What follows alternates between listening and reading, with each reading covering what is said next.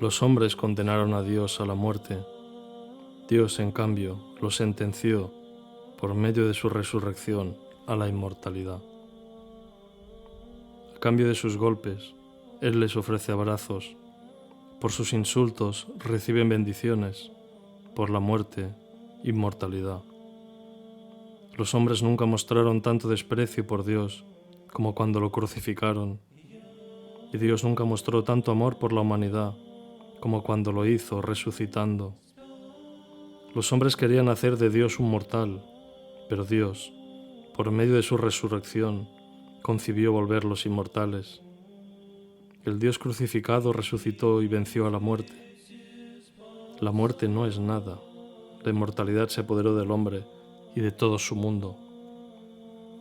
A través de la resurrección del Dios hombre, la naturaleza del hombre fue llevada por el camino de la inmortalidad, y la muerte se volvió de este modo cobarde.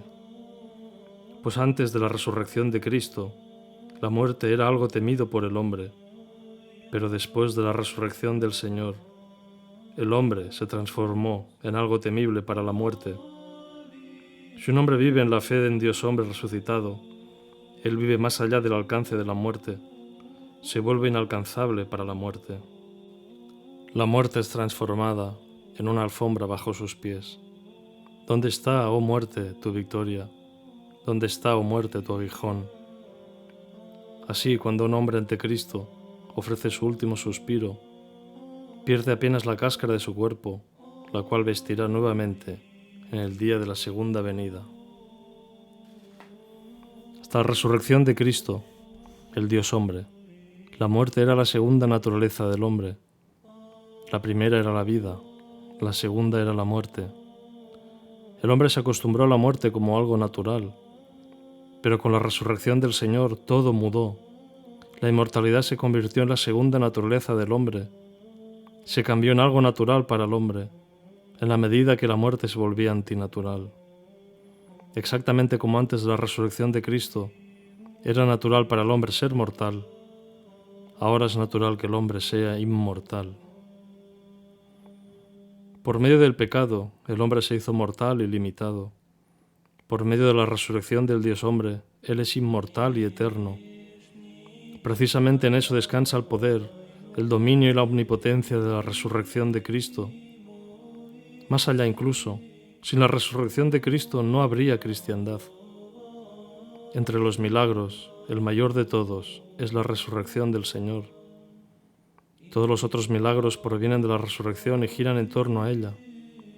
De ella procede la fe, el amor, la esperanza, la oración y el juicio de Dios.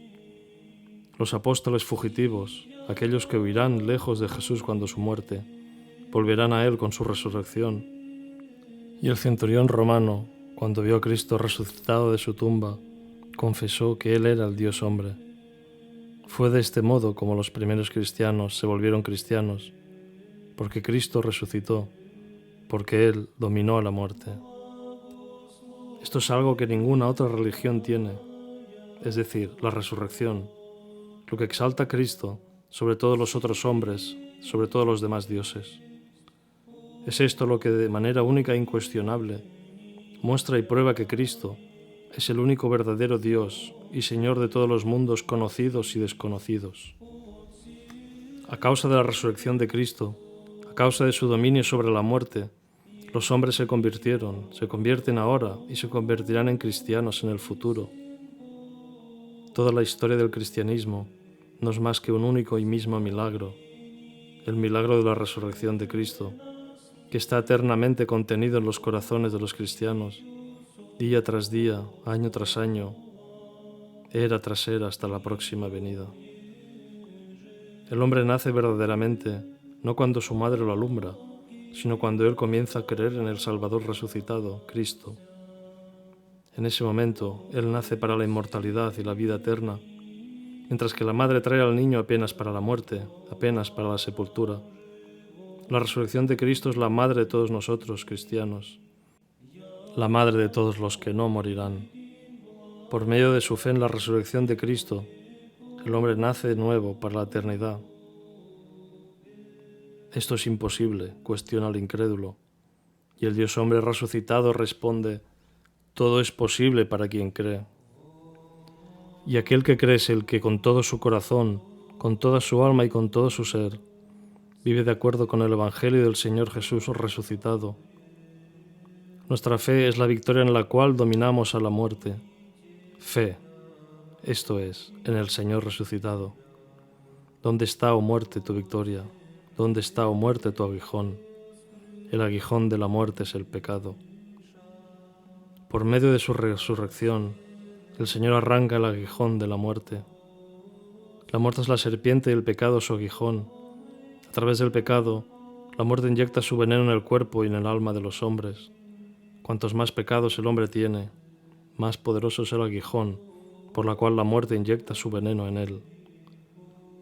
Cuando una avispa aguijonea a alguien, esa persona hace todo lo posible para extraer el aguijón de su cuerpo. Mas cuando es aguijoneado por la muerte, ese aguijón del Hades, ¿qué debería de hacer? Ella tiene, con fe y oración, que pedir al Salvador resucitado, Cristo, que ella pueda arrancar de su alma el aguijón de la muerte. Y Él, pleno de compasión como Él es, así lo hará, ya que Él es el Dios de la misericordia y del amor. Cuando muchas avispas atacan el cuerpo de un hombre y lo hacen con sus aguijones, ese hombre queda envenenado y muere. Lo mismo acontece cuando un hombre es herido por los diversos aguijones de muchos pecados. El que no resucitó del pecado sucumbe a la muerte. Conquistando el pecado dentro de sí por medio de Cristo, un hombre derrota la muerte.